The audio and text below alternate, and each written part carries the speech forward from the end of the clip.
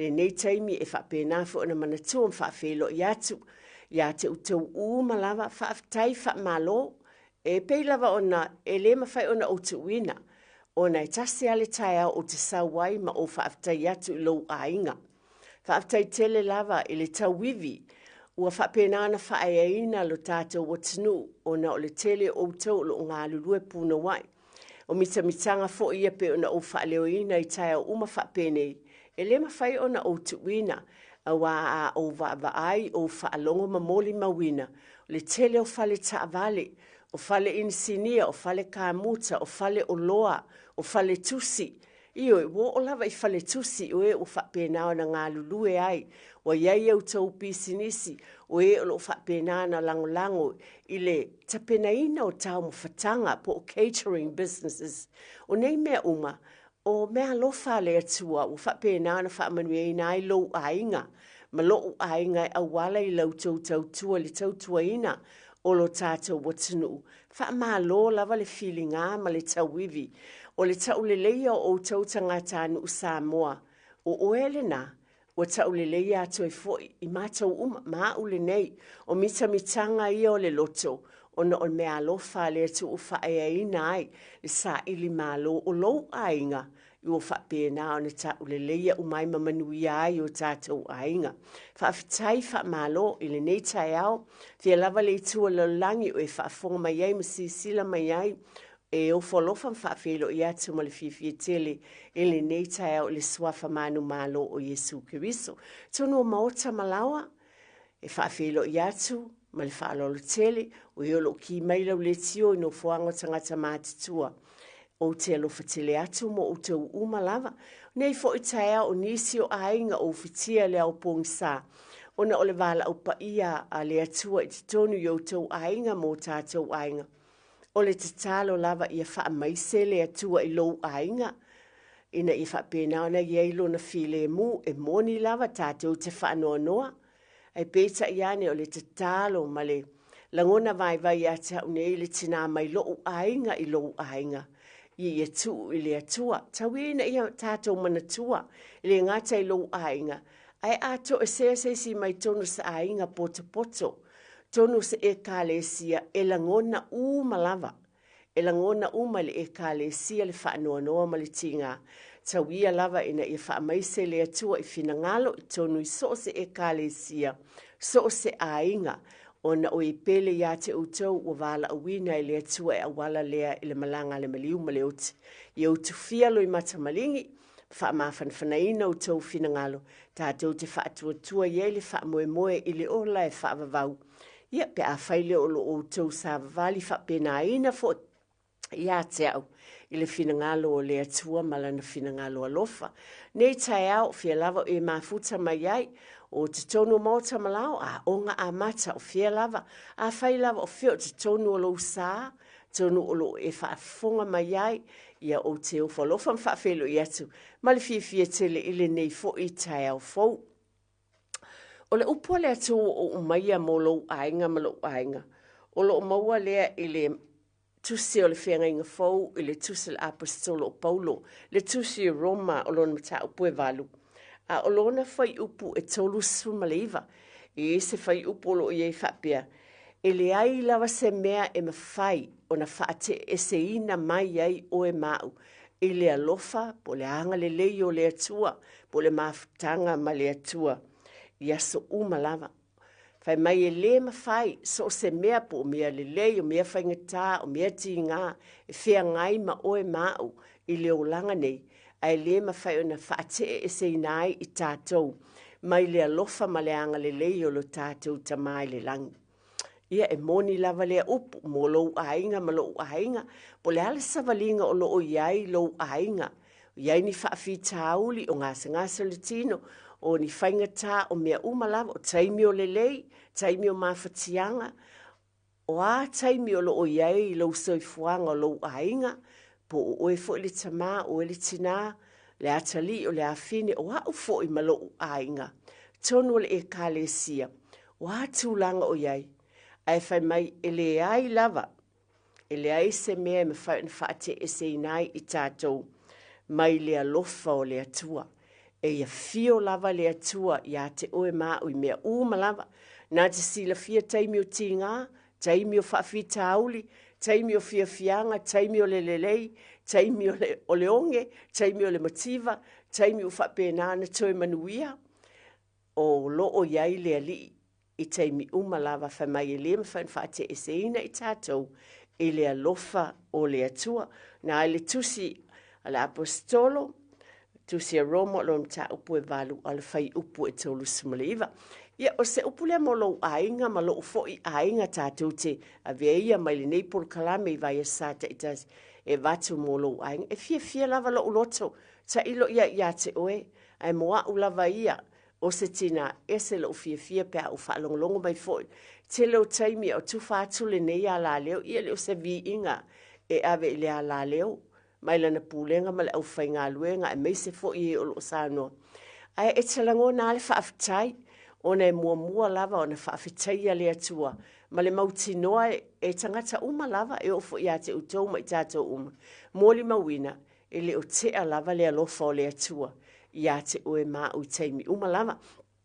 O le nei taeo a tonu e le o pōse lilo na ai yo o atu le langona il tātou por kalame i le nei vai sa i se vaenga o mai tātala no i elo ainga malo ainga. Au te moli te letul whaafitai te le lava ia te utou o ena fua i le lava iaso le tātou por kalame i le tātou por kalame le ena whailwa iaso o lau fua i por sa mariang le whaafitai te le lava. Whaamanu monisi ia whaafitai te le ua anga lelei wa e anga lelei i o le fua i lea wa e whaia whaafitai te le lava. Tūlanga uma pe le tātou por kalame o le tau Tepa i le ainga le nāwa i sa utuana i atu.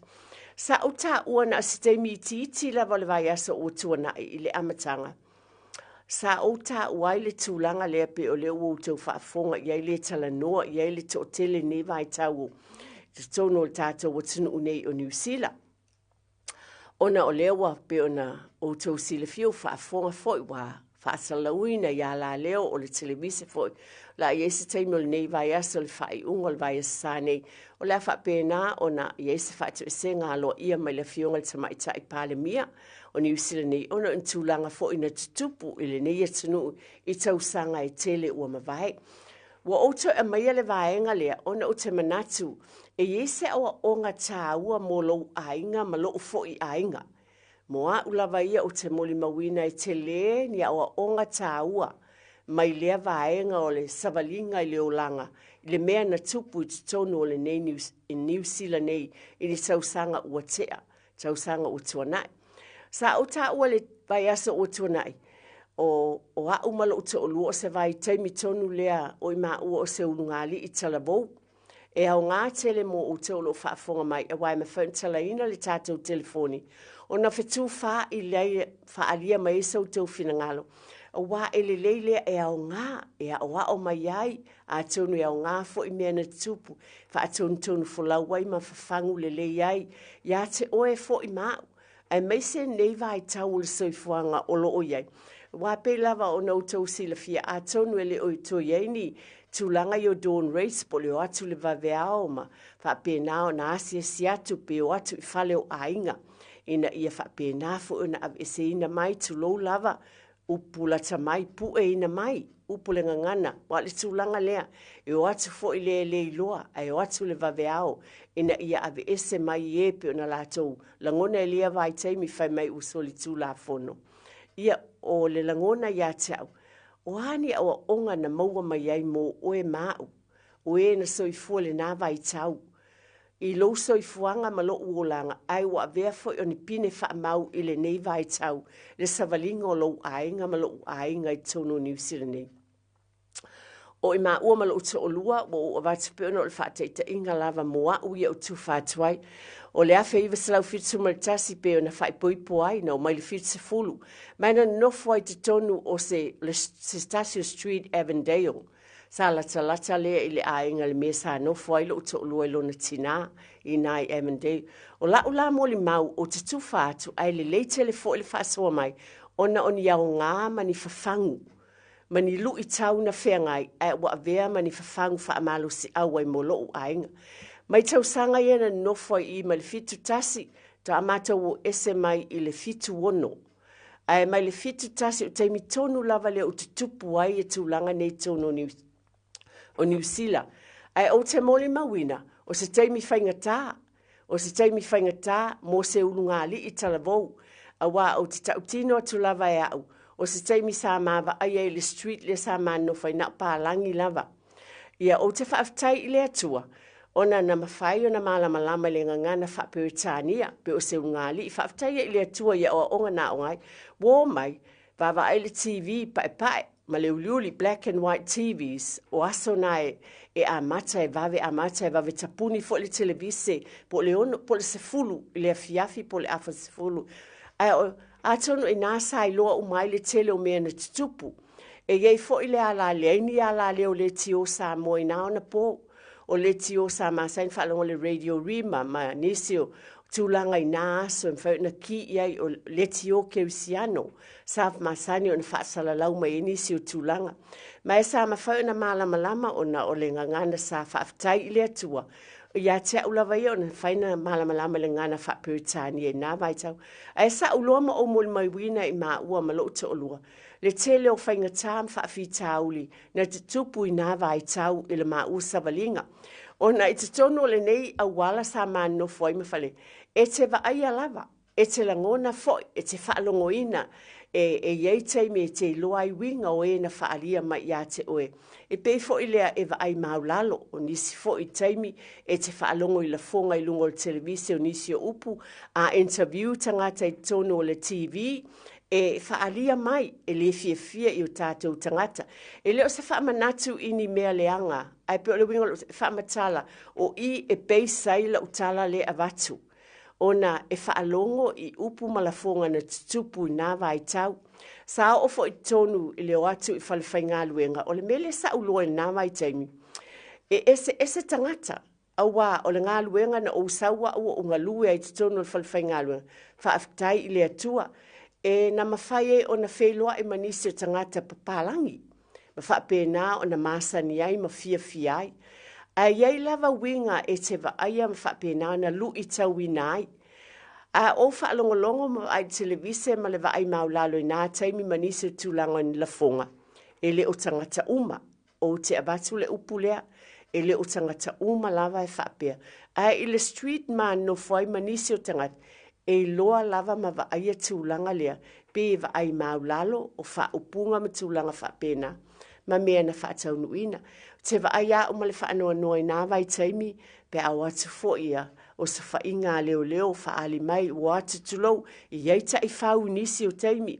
Te vaaya tu male alofa, wa mai nisi I tono taavale matoi fo ia. Na o ilo fo I nā vai taimi, le tele I o ainga, wa vave ave e sea mai nisi o lātou tangata nofo I toni o lātou ainga. Ai ave I la lo I Wellington pe whaaso sola mai, wa le mewa tupu I nā taimi na o iloa. Wano nofo fo inisi lava o tātou lava tangata matau. Iai I tono ofisa o leo po wai lava. Mea olo ono nofo inisi o tangata o mea sa o muli mawina e a ule nā vai taimi. Ai o te whaaftai a wasa le lei lava ia whapena o na tuina mai ni whautuanga le lei mai te tono e kālesia. Whapena foi o te mana tua lava ia le tama ia le watea sio o nisio o tama whaifi au te tono I au kilani. Whapena I nā vai tau sa whapena o na saunua pea ma a maini whautuanga le leo sunga fo I whaifi au te tono e kālesia nā vai tau mantua. Ili I tele fo I ma le whaalo te nia tātou e kālesia I nā vai tau ai sālangona le whaamawhanwhanaina. O na sā ngā lulue whaatasi e tai. O tono e kālesia ma whautua I nai fo I ainga lotu ina ia sava vali ma usta ia tu la fono ma ia whapena na usustai ma whaia mi o te tau o pe o I o nuu ia sa ma ini whautuanga lele te tono ainga talavou ina ia sava vali ma talia ina tu la fono ma ususta ia ai salangona lava le whaanoa noa o nisi o tūlanga na tupu ia vai tau. Ai la ua watu le tūlanga na iei moa ulawa ia o le tai au le nei fia fasilingi o ani tā ua na e maua mai lea vai tau. Po o ani lu I tau mani awala na amaia o mea na ewa ai iai awa o a uia. O le mea na tupu mai I lo ai ngali taimi a o whaalongolongo atu ma over ai I mea na tupu. Ua whapena na whaanofu ai I lo uloto. Ia a whailo o sau whanau. Ia o so anga avela o whanau ia o ina. Ia wha o onga ia maua le poto. En whaiei wawa a vea nei ma sitiseni tau sanga muliane. Wa o tau sanga I pio nama. Pio le nave vesi a mea nei lo u mai tauina. Le afe fitu tasi. I o atu le afe iwa salau fitus fulma le wha. O te whaaftaila wa o sa uloa iei vaenga ia sa ta ua o Pacific Panthers na Sava Valley. Whaafetai o lea o te loina. O nisi o teine talavo sa Sava Valley le nā vai tau. Wa vea ma fō mai sa iei luma I teimi uma sa whaalia o Sava Valley ma lātou lau papa. Ma whaelo atu lātou le fia. O lātou le o mai I teimi nei o le ngā lulue lava. Wa vea o ni fō mai ni ngā luenga le lei sa whaapena o na Sava Valley. Ma whaelo atu le fia I tūlanga na ielu tātou watinu. Ma tangata Pasifika, ma tangata Maoli foi, tangata whenua. O le whaafta iei le loto tele sa awai to o tele o nisi ai sa ta talo pea ma ngā lulue ina iei le file muma no fo mau o tātou tangata. Ai moa, o le mea na oiloa, wātili ai, it drives me. Sa whapena na tū le ina u I le mea le lei. Sa au avea le negative lea, po o mea le tonu iena mai. Wāti lea na wha a mailo uloto ma lo uto olua. Ia avea o se mea o ngā. Wa whapena na wha malo si au mai ma whapea mai a maua. Ia manuia la lua ainga, ia manuia la lua wha. Sa whapena ai o nei mātala ai ma wha o onga tamaiti. Ina ia I umanuia ma avea o ni tangata. Ia awane ia o le mea lea o lo tūla I mai le taimi lea. O se tasi fo I o mea sili na tāua. Wa nisi o nā taimi whai mai ave ese o upu e mamawhai nisi o taimi te lei whalongo iai. Ai sa whapena e ui sa mawhai ngā luenga I le factory. O a ui alo uolanga a toi Samoa sa u ngā lua I whale o loa. Ngā luenga I whapena ngā lua o se tela I whale o loa. Wa o sau ni, e te lele tupe maua le factory. O na maua ile ma ngā lua mala uta o lua I nā taimi le factory. O le whale whai mōli ni uline ta o Thorns Electrical. Te lele tongi. Ala winga lau tala o nā aso, e lua sulu iwa tā la, lau tupe na maua, se longa I overtime, o na maua leo le tau se fulu. Ai o le mea na o iloa, wāti leila wha amalo si au ma mailangona I atau, ia o walu I so ufale. Ma o le mea moni lava o le tala moni le nei, mai le afe fitsa lau fitsu ma le tasi, o le afe iwa sa lau fitsu fulma le ono, na mātou wo ai wha atau le whanua. Na whaatau le whanua, I le whanua lava lea māte nofo I nei, I West Harbour. Whaatau le whanua, whauina le whale fōu, ma o iai ma le mawhanau. Aisea, ona o le drive lea, po le langona lea na iate I maua. Awane a vea tūlanga ma wha upunga lea, e le ma whai tangata Pasifika se mea. Moa u lava ia. Na avea upu pe tau whai po upu wa ai maulalo po ani si o tūlanga na whaalongo ina. Wa avea o sa wha malo si au. O wha pēnā na wha malo si ia maua. Ma wha onga tamaiti ia. Wahala na o tu whātu o na o le alofa o le atua. Manuia uma. E leise isi le I umailu inuisi wa tele whailonga ua maua. Wa o le whale 5 tausanga. It drove us. E na matua I wha malo si awai e tau mawhai a tili. Awani a vea me I tupu mai ma le wa ai maulalo ma upu ua lafo. E nofo ai. Ai ua ngā lulue wha atau le whanua. Ia pe ono o tau su e se ono masina o tau wha aputu se tupe a wale whawino le whale. E o mai I a se tema I le a whewe se lau fitu suma le ono. Ua mātou wo ilo mātou whale fōu. O mātou le whale mua I lunga o le street lea mate iei nei, o le talamoni lea. Ai sea, ona na iei le tūlanga lea, o le langona e mawhaia, o te mawhaia, e le moni upua, a tangata ia e whai mai. Wale mea nei lo ulote nā taimi. Sa pe sa tuli loa ina tangata Pasifika Maoli.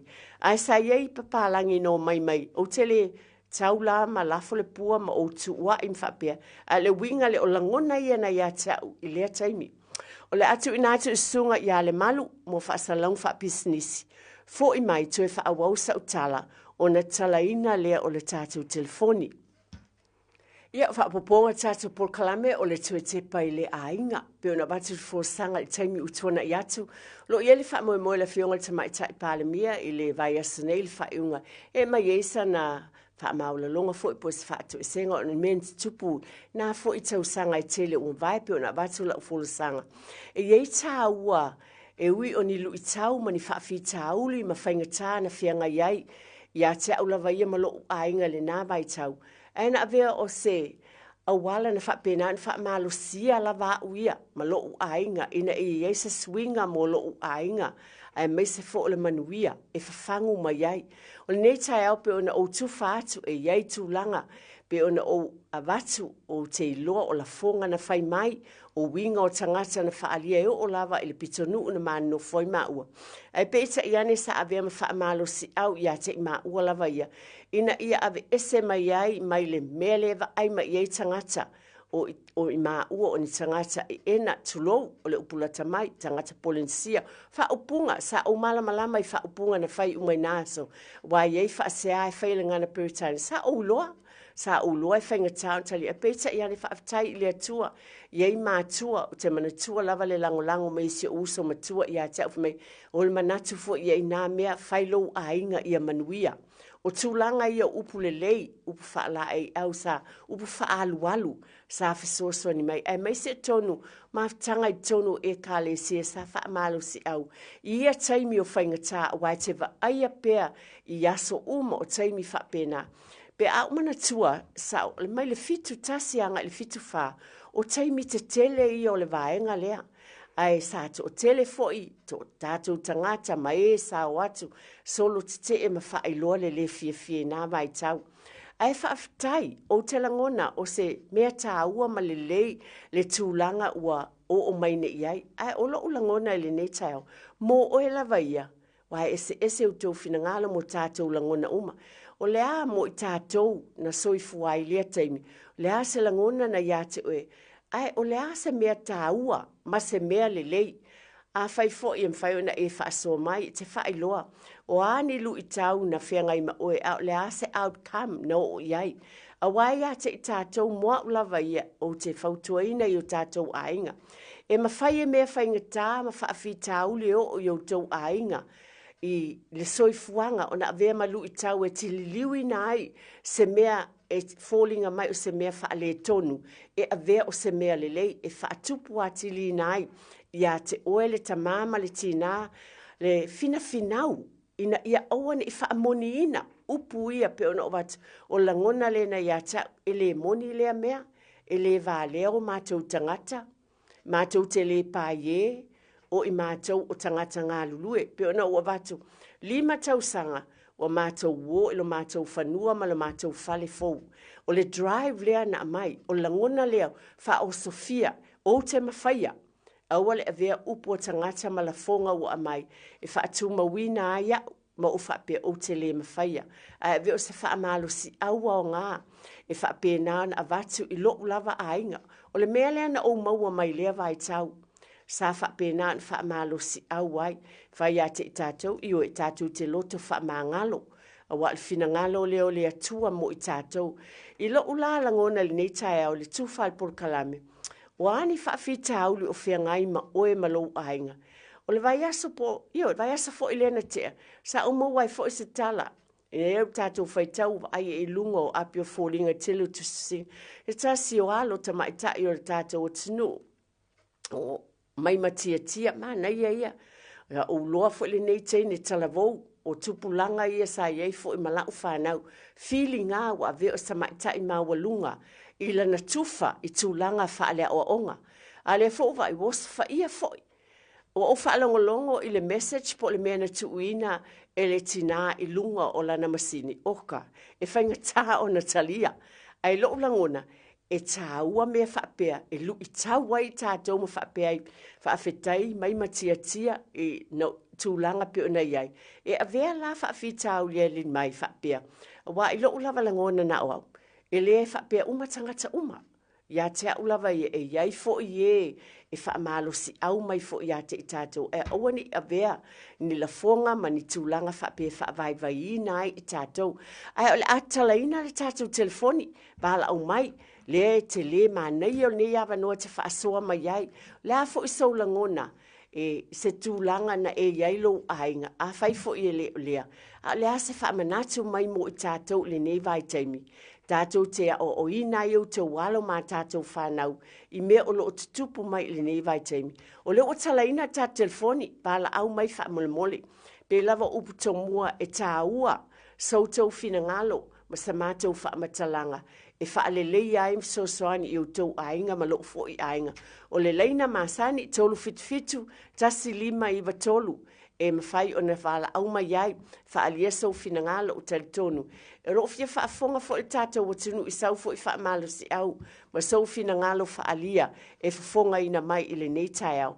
O leo tala ina le tā telefoni, tolu fitu tasi lima iwa tolu e mawhai o na e whala au mai ai i le nei tai au, e wha alia sau whina ngalo, pe o na o batu le folosanga mō tātou ainga. E le lei tele, awa o lo savalia i tātou, le savalinga i leo langa i lou ainga, ma loo fo i ainga. E wala au mai mal whaalolo tele lava, o lea e te tala inatu tā telefoni. Tā lofa lava? Tā lofa? Tā lofa.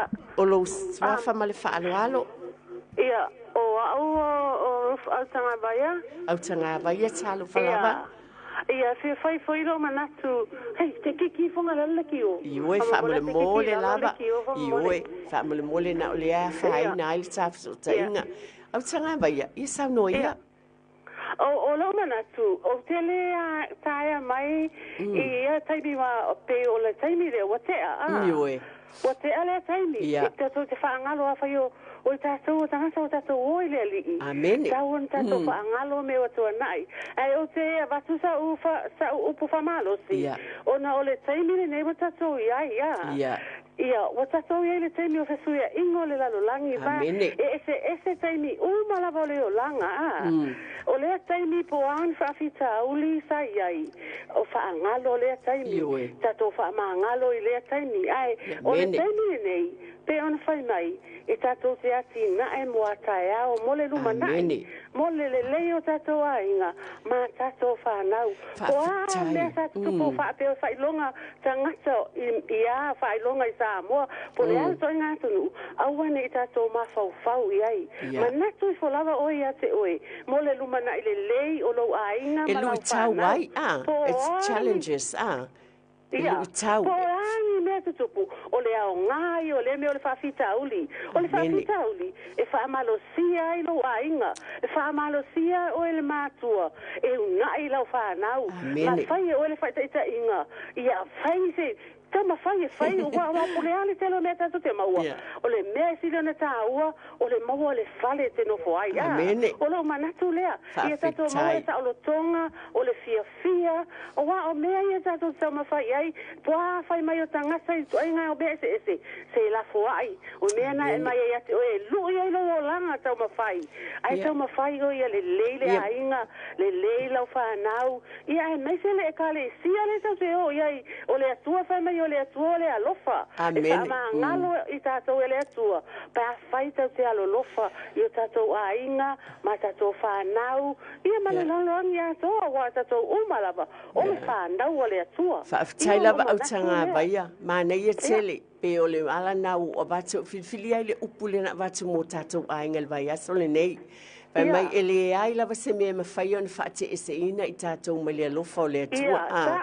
O alu i tau, ai mai se pe ona o vatu, o vatu. E vatu i tātou ainga o lea se mea le lei, e tupu mai.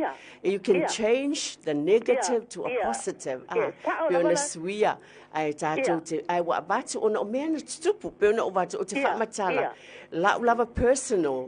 Lo lava ai malementu ai o te vatpuna o tawa e ia te i tātou i te tonu o tātou ai it drives us and mesele te manuia lava whaatai tele au tanga vaia ia whaatai lava ma nei tele lau mata upu e fa tupu ai o tato manatu le lumanai o e tu manatu na nafi o mele fianga le tua o wa me na nafi tu o te o savali luma le alu le vai tafe ai manatu le lumanai mo ata ao ia manuia la por kalame manuia foi lo aso manuia foi lo inga le sua foi Yesu ia amene so fa tele lava au tanga vaia ma nei tele sa no au tanga vaia ia talo falava talo fa talo falava ma lo se fo eti langi mama o le swafa mal falo alu o Elaine i Samoa o ai Elaine i Samoa oh Elaine voi talo fai talo falava o ta ile le tele ia sa no maia sa no maia welcome. Oh, yeah. Faya le atua me le nea so a. Sano maia. Ia, whawhitai lawa mo le awa noa. Ia, e mā whaupo I nā aso eti. Ia. Au aso nana tupoi, ele I whaia so a inga. Ia. Nau tala I titi la. A ole mea sa iai. Tau wa ai tonu ai ma o Fefe ai taimina. Oa sa iai tangata sa mātonu nofo. O uncle ma o auntie. Ia e overstay umala la tau. A ole fa lave. Ole to olua lo antina mātonu nofo ai. Ole pālangi. A sa whai ngā luenga I le leipa. Mangkua le immigration ni aso ia laika ole leipa. Ia la sa whai ngā luenga ai le pālangi le pālangi ngisila. O le Scotland. But you know Scotland people. Yeah. He really mean that time for us. Yeah. Pea ngofo ia mavidi de immigration. Yeah. Alwa ia ka ui o e o mai. Ia o mai la o walula ka kala fai kokoa eti. Ai ka kala aku o leo ma immigration. Yeah. Ia o wala au wha konga mai a lea I o anko ia doesn't matter my auntie or uncle is so leo I fafo leo o mai le immigration. Wha konga mai a la ko ola wala au renga wala au ai mo woki tua he koe ko hao e polisi. Whawhitai Elaine. O ngoua o ko o lua o I fafo I le whamalama. I really sad at that time. O le fesili ma lo whaalolo tele lava Elaine. A o le ase a ua onga fo I lea pe o le langone le tai ani ma lo whaalolo tele. O le ani a ua onga po ni tāua e te amaia mo I aso nei mo tātou ainga. Ma le whaalo alo. O le pokalami a le toi Tepa I le ainga. Ia. O le paulawa o le mea. Ia. Tātou whama ngalo I mea o. Mo tua nai. Ai tātou ngā lulue. Ma tātou mawhawhau. O le atua e au mai ane awala ia I tātou. Ia o nā aso. Ia. Taua foi nā aso lai whailonga lanu. Ia. E o foi lātou wala au mai I lo utangata I aso ia o ai le au ngā whewhai. Ei, coconut. Ia. O aso ngeina. Wane koe tā ua ngā mea. Ia. Laua ia. Ia ma o le mea ngā e whai. Ia kako whama ngalo iai. Ia whasai fo I wā e sto whama sipina ngalo. Ile paletiangi sila malato. Ia tātou ngā lulu e whātasi. Ia wa ai mole lumana. Se mea le le serious o na whai I tātou. Ia o le wha moe lava I le atua whaafitai lava eti. Whaafitai tele lava Elaine mo le tufa mai. Whaafitai tele ia te oele tina. Ai maali e moni ala utala na I mea tupu I nā vai tau. E pēna ana tue mai tau te wa ai iai. Ai o pe ona o wat o lu I tau umana mea le savlinga o soifuanga. Ai a wa o mai ai. Whaafitai tele la mo le wala o mai. Ia lofa tele mo oe.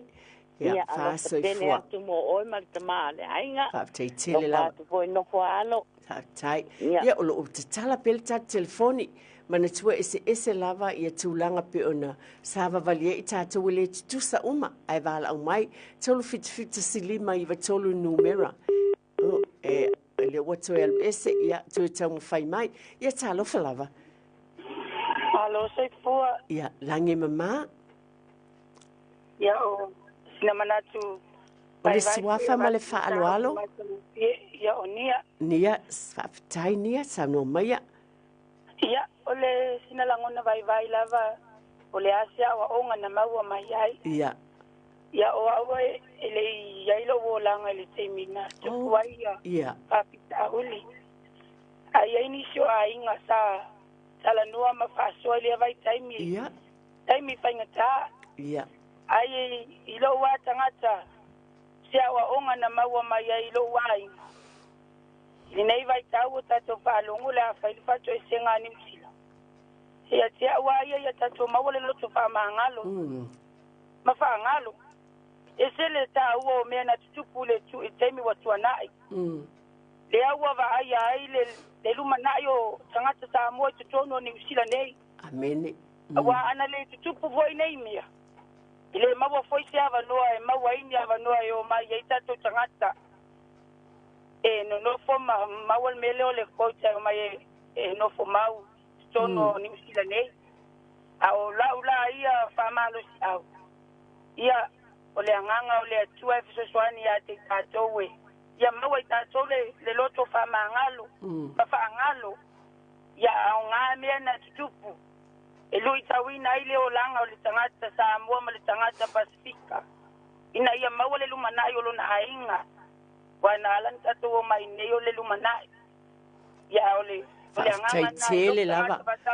Whaaftaitele lava nia mo lo saunoanga. Whaaftaitele ia te o le tina o le fina ngalo fo ilea te o tele lava o lo taupa ia malmamalu o lo fonga ina le netai au. Ai whaamanuia le atua ia te oe malo ainga. Lo fatele mo oe nia. Soifua ia ma ia manuia. Ia lava ko fonga le nea soifua ia. Soifua ia tolu fitfita silima iwa tolu. O loo talaina pe le tātou telefoni, ia o leo whaatatali e tifo i mole wala au mai. Ops, ia, whaamole mole lava. Talofa. O le suafa ma le whaaloalo. Ia, vai atu le saunoanga o le whalitua, o fiu le ilunga le tātou laina. Fiu whawhetai tele lava, talofa lava. Ia, whawhetai tele mo le tātou mta upule nei as fau, o ne nei fo ia so o whaia fo i le li e whapopo le soifua mo le mātou wola. E pau lava lau whaasoa, whaaftai tele mo le nganga o le whaasoa. Tai lava. E le aia seisi me siri atu. Tātou te iloa lava o le nei vaenga o le whailonga lanu i atu, i le nei atu nuu ma so se vaenga o tātou iai nei. O le mea e tupu pea. Ai, o la lava fo i fsosani mo le tātou wakalama. Ia o le tātou whaamangalo. Amen. Tātou o mai lava i nei, ia o le tā ilinga o malo. A fai fo ina fai o tātou tua a na mafua ina tātou tuto tasi a nisila. E wha pena fo ina tātou mai fo i nei vai taini. O le fo i lava tātou tuto tasu a tātou fua i tūlanga onga tā ia i o tātou tua a ili tā ilinga le tuto tasi na tā avao tu lou le pa ia o Samoa o ea na tā avao. O isi na mali liu, o isi na whaaunu ua, na ave New Zealand nisi motu tu uai e le aini tangato i ai, na mali liu o i lava. I lo tātou i ai fo i lai le nāwa i tausanga ma tātou ma uwhaangulongo la na tafa matala fo i lo anko i te au mea na o i ate ia. Sa au la ngona fo i le maftia, a wana o i loa, e le fai ngofia. Ai mai se lava le vaenga le o le whaonga i no tai whau tu lo, fa fonga le tuno. A wā whaonga no tai whau, ia e tasi lava le mea ave, lono wingo tātou o tangata siri o na leanga.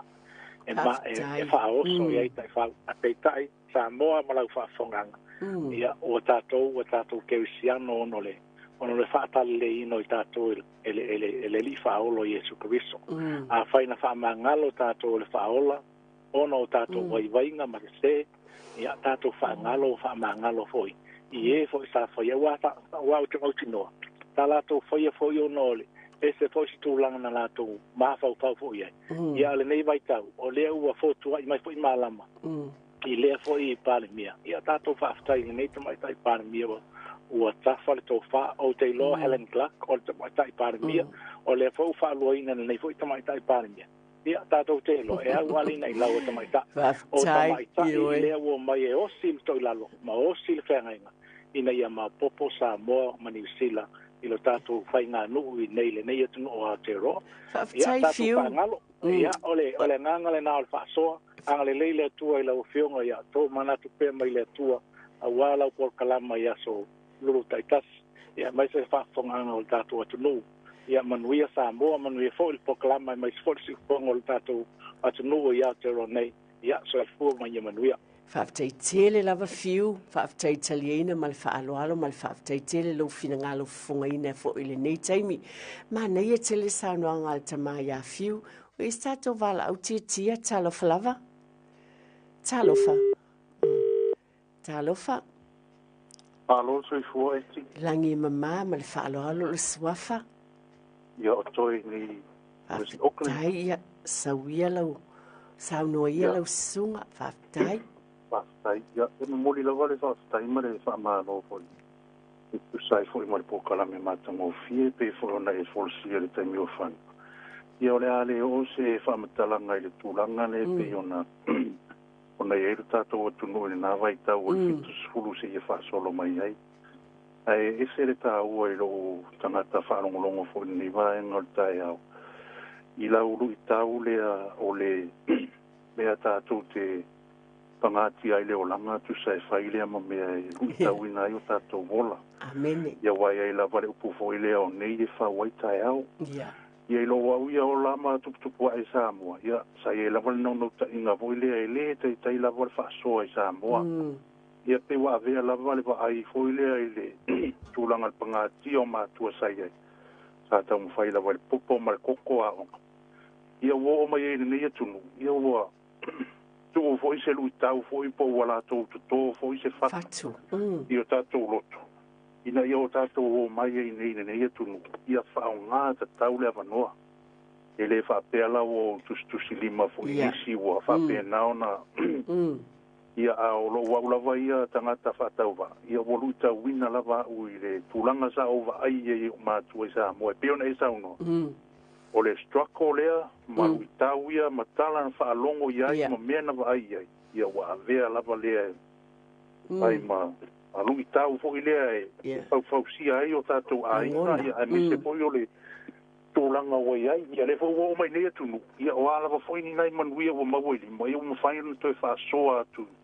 I uso ma tua whaafine, ia mise fo i o tātou ainga i Samoa, ia ai tala ngona la folio o tio le loto a wa e uina le ia na vai tau ia ai e la ngona la vai o tato loto le o tia ioi ia manatu foi le e mo i wa tele sa o ne tu no ni usila mo tato ia ai e tatau wa tatau ia te ula vai amro tanga tatau wa tatau wa tele foi ia tu langa e pe ona ia i le fa mai pe ona ia pulenga ni usila ina ona po ia au le ho tato to sa iri malo mai le tu ia pe o le nganga le o ni tanga ta fa tau va fa taitila va toi la vai la o fionga mo por kalame matango fi ia manu tele ina fu fuanga ma fai va ma tiu lo toi ia fa pe foire le au so ia le malu ia tia mo fa lo lava pui mauno fa taitele lava le vala au mai ia atun tu tasista vala au ona o tatu taimi talo fa lava mal fa alo o tatu vala au muli le ona o tatu taimi fa tapula aina